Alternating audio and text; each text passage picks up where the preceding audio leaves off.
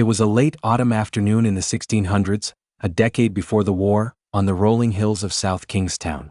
The air smells of salt from the Narragansett Bay and drying corn husks. Samuel Teft was out near the edge of his family's clearing, working on a stone wall. He heard a rustle in the brush, but he doesn't reach for his musket. Instead he waits. Out of the treeline steps a Narragansett hunter Samuel has known for years, a man named Pesicus, who was one of the younger warriors from the great swamp village just a few miles away. They don't stand at a distance for long because Samuel and his brother Joshua have taken the time to learn the Algonquin tongue. There is no shouting or confused gesturing. They speak softly.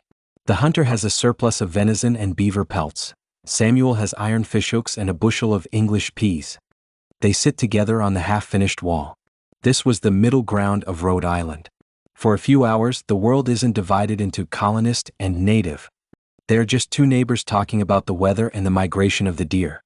Samuel watches as the hunter demonstrates a specific way to trap the local eels in the Pettaquamscut River, a trick the English hadn't quite mastered.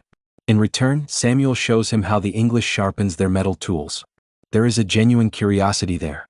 Later that evening, Joshua agreed to join them.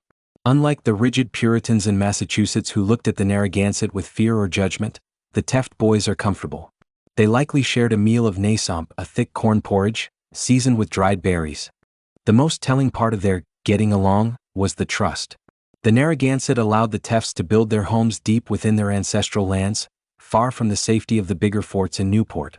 They trusted that the Tefts wouldn't fence off the traditional hunting paths. For a brief window of time, the Tefts weren't just settlers. They were becoming part of the landscape, woven into the social fabric of the Narragansett people through language, trade, and eventually, the marriage of Joshua to a woman of the tribe. It was a quiet, neighborly peace, the kind that makes the later war feel even more like a tragedy.